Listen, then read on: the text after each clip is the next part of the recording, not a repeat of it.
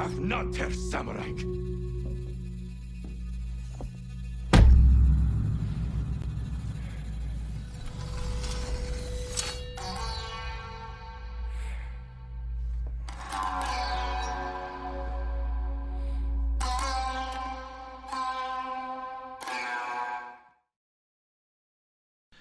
There are many reasons why someone would want to play a video game. One person might play a game for its graphics, for how the game looks and how the colors are represented and used in the game. Others will tell that they would play a game just for the story. Others will play only just because it had a different style of gameplay or just because it looked good. To me, initially there were two reasons why I wanted to play this game. The first reason was because it looked great and had a great and colorful environment. The second reason was because it was set in a historical period and had samurai in the center of the attention, and to me, it was enough to want to play it. When I first heard about Ghost of Tsushima, I was within a month prior to its release. I watched the presentation and I enjoyed the fact of how well this game looks and what an amazing context had. But when I took the game and I pressed the play button for the first time, somehow I knew that this game had something special and it would make me want to play more and to discover its little secrets. I don't even know how to start to talk about this game, because there are elements that draw your attention and show you what the game really has in its sleeves from the first 5 minutes of gameplay. If you want to play the story, you won't do that because you will want to explore the island. You want to run on the fields and want to discover the secrets of Tsushima? You won't explore anything because you will want to face the enemies like a samurai. There are so many things that you can do in this game, things that you will want to do it, not just because you want to complete it 100%, but because you will probably want to spend more time in its beautiful world. For those who don't know the story, Ghost of Tsushima is set in the 13th century in Japan during the first Mongol invasion. The main character is Jin Sakai, who along with his uncle and other samurai from the island of Tsushima, tries to stop the Mongols to advance in their conquest. The battle is lost and Jin's uncle is captured. By a miracle, Jin survives the battle and now its only quest is to save its uncle from the hands of the Khan and get rid of the Mongols from the island. In order to do so, he has to gather some allies and has to learn some new skills and has to adopt new methods of action against its enemies that are, according to the samurai way, not that honorable. To me, one of the most important elements of any video game, film or TV series is the story. If the story is not interesting, or if it does not have something special that can make me feel attracted to it, then it becomes a normal story that it may have just a small impact on me. In case of Ghost of Tsushima, the story is pretty simple and pretty good at the same time. There is action, there is conflict, there is doubt. The game introduces you into the story with a powerful impact from the very beginning, giving you the feeling of a full-time action and making you pay attention to the motivation of the character and to the story of the game from the first moments. The story presents to you some themes that will create and evolve the context. The main theme represents the idea of a man who has to adopt new ways and new methods of action in order to complete its quest, even if he knows that those new methods will have great consequences to its way of life. From this theme, there is a secondary theme that will diverge from it, making the whole story more interesting and give it a whole new layer.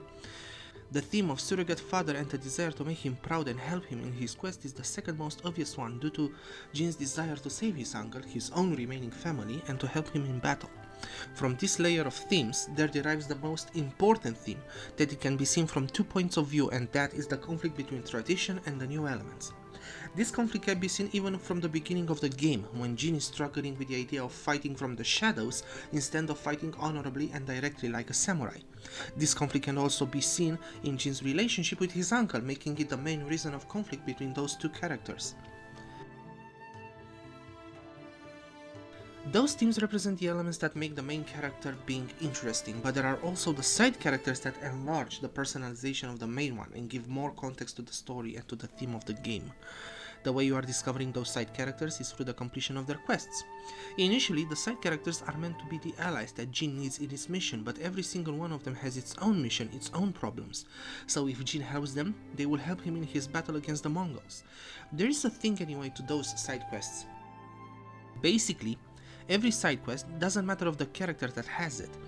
Basically, every single one of them is a revenge story, where Jin must help the side character to stop its enemy, giving yet another theme to the game, the theme of revenge. Anyway, this is the quest part of the side characters. The personality side is how those side characters are represented into the game. Until you meet them, they are presented as legendary people that will help you to defeat the Mongols easily. In a way, it's true, but in fact, those characters are just very human. Each and every one of them has a problem that it needs to be dealt with, and those problems makes those characters being humans with flaws, desires and responsibilities, which is a pretty cool thing because you are discovering them as how they are, and you are discovering them through Jin's eyes. And by discovering them as being humans and having problems, you are also discovering Jin. You are discovering his kind and warm personality, thus becoming for many of those side characters a voice of reason and balance through their stories. Overall, the story is pretty good, and I love the way they represented the characters and yes, even the villains. Every single one of them has a charisma, a way to impose their personality and their story. The soundtrack helps a lot to give the specific vibe that will make the user to advance through the story and make him feel like a real samurai, and the combat helps a lot too, giving you a chance to combine different styles of sword style against different enemies. And the boss battles, some of them are tough, but in a way, after you defeat them, you have that satisfaction that you succeeded to pass that obstacle and to advance into the story, or to get the reward that you wanted. But to me, Ghost of Tsushima surprised me as a very good game, it's true, but it surprised me more on the visual style that it has and in the way that it represents the Japanese culture and its mythology. From the point of view of the visual style, I was amazed. From the moment the game started, I was amazed of how the cinematics were made, how the story was presented with the help of the image, how colorful it was the world. Every single element that made the cinematics reminded me of the samurai cinema, a film style that dates back from the 1950s. I don't know, maybe it was intentional and I'm pretty sure it was, but to me the way the cinematics are made, it looks like they are shots taken from the movies. The camera angles, the way the characters are represented, the way of the camera is moving, every single element gives me the sentiment that if you take those cinematics out of the game and you are editing them back as a film, what is really there is a powerful piece of cinema. And this thing can be empowered by the language of the game. If the language is set to Japanese, those feelings regarding the Japanese cinema are empowered. The elements are there. Also, with the English language, it works as a film, but being set in Japanese, I don't know. It makes it more credible, more real, depending on the options of the viewer.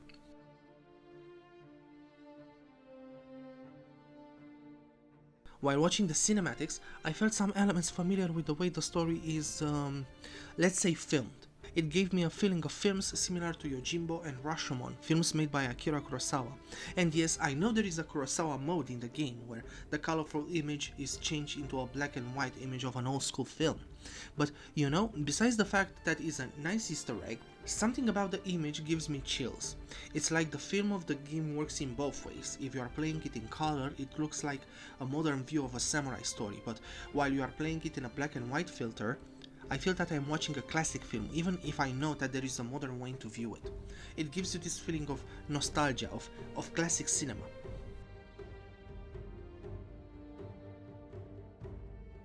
Regarding the use of mythology in the game, it is quite nice that the game keeps it more to the realistic realm, but there are elements that are inspired and taken from the Japanese culture. Basically, there are three elements that will represent the idea of mythology. Well, there are four, but the first three are more obvious because the game tells you about them. The first three elements are the wind, the yellow bird, and the fox. Each and every one of them have a purpose to help Jin in its mission. The wind will help him to reach different locations where he wants to go or where his enemies are. The yellow bird guides Jin to places like spring areas or bamboo training areas in order to complete activities and to get stronger. And the fox is guiding Jin towards different shrines to get talismans that will enhance its abilities and skills. Well, those elements could be interpreted pretty simple because the game tells you about them. There is this flashback scene that takes place during the funeral of Jin's father. During that scene, Yuriko, a woman who works for Jin's family, tries to comfort Jin by telling him that his parents are with him, that his father has become the wind who's gonna guide him and the mother will be the bird from the trees. Taking this line from the game, we understand directly that his father is helping him fight Mongols, guiding him to his destinations and new locations, and his mother is helping him to become stronger by training or other tasks. The fox is considered to be the animal representation of the spirit of the island, so we can assume the fact that the island is helping Jin too in his quest by giving him different talismans that will enhance his skills. Those elements are a nice touch to represent the different elements of gameplay and different ideas that will create the mysticism of the story and to maintain the magic from the game's culture.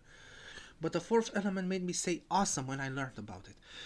During the gameplay, you can face the enemies either directly, like a samurai, either using a stealth approach and get rid of them fast and easy. But if you keep using the stealth approach, the weather will change from a sunny and nice sky into a stormy and angry weather. This could be interpreted as a reaction of the island to your actions. If you face your enemies like a samurai, the island is pleased you are protecting her honorably. But if you keep using the stealth approach, the island will get angrier and angrier that you are using those methods. But the idea of mythology is also represented in some quests. In the game, there are those so-called mythic quests that if Jin completes them, he would receive new skills, weapons, or armors. What I loved about those quests was how the level of mythology and realism was properly balanced, because the game presents the quests as legends, as great stories from the past made by gods or warriors. In fact, those quests are just normal quests, but what it makes them special is the context that they give, the way that they are made. When you complete those quests, it makes you feel satisfied that you got a certain weapon or a special skill, and the story behind those quests are well made. They are making you want those rewards. They are presenting those mythical moments that you can take them as a real event or not, but when you complete them, you have the impression that you don't know what you saw, it was real, like a real myth, or it was just inside your mind.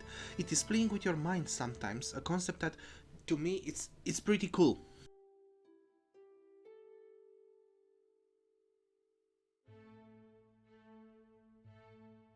After I completed the game, I started to think of the similarities with other stories that I've watched or played. Beside the cinematic reference of the samurai films made by Kurosawa, the ending gave me a familiar vibe regarding the story of T.E. Lawrence and the film Lawrence of Arabia. You know, the whole idea of, thank you for helping us to get rid of our enemies, now we will get rid of you because you are not one of us anymore. Another thing that caught my eye is the fact that the story is similar to the story of another game called Assassin's Creed Brotherhood. Both those games have a similar pattern. Both the games start with a great battle that is lost by the main character. The motivation of the character is led, sort of, by the fate of the uncle, who is like a father figure to the main character in both games. The main character has to gather allies in order to defeat the main villain, and the way the main character evolves and his relationship with his allies are a powerful element in its characterization.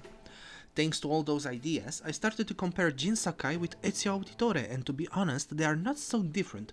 Both of them have a quest of vengeance and are trying to save the people from the hands of the villains, and both of them are compassionate and a pillar of trust and hope for their allies. But the comparison of the characters did not end here. In a way, I think Jin is also similar to Altair, another character from the Assassin's Creed series, in the way of their maturity and their action. Both of them had to give up their beliefs and arrogance in order to do what is right for their own mission. Funny though, the comparison with the Assassin's Creed series does not end here. I saw a lot of voices on the internet that said about Ghost of Tsushima being a copy of the Assassin's Creed. Well, yeah, Ghost of Tsushima looks a lot like the Assassin's Creed, but let's face it, the game does not deny that, at all. Yes, there are so many elements ripped from the Ubisoft series, but Tsushima took them, simplified them, some of them were improved, and they were presented in a unique way. For example, the map is unlocked after the end of an act of a story and is not available from the beginning for exploration, like in the recent Assassin's Creed games. There are no fast travel points specific for a region. Instead, every location discovered on the map is a fast travel point, thus making the user to want to explore the map more and to be easier for him to go into a certain location. The combat is specific to the different types of enemies, and you don't have a one-way style of combat that is changed only by the weapons you are using, and thus the boss battles are more dynamic and more challenging and more fun thanks to the different style of combat. And yes, there is an ability similar with the Eagle Vision, but to be honest, with all those similarities, I enjoyed the game a lot. To me, it doesn't matter that it's a possible copy of the Assassin's Creed, because if the game presents those elements in an original way and makes them interesting, it's all good to me. And let's face it, maybe in 2 or 3 years it is possible to have an Assassin's Creed game set in Japan and the blueprint of that game to be Ghost of Tsushima. And to keep it more funny, the Creed fans wanted a game set in Japan since 2012, but it was necessary for another game to be released before and to be set in Japan for Ubisoft to copy it and to realize that the idea might work properly. So for that, I thank Ghost of Tsushima for proving that a game set in medieval Japan could be exciting, could have a good story, and could be an enjoyable experience.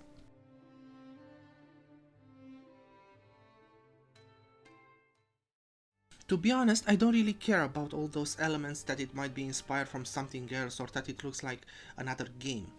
To me, Ghost of Tsushima is a good game and I had a lot of fun playing it.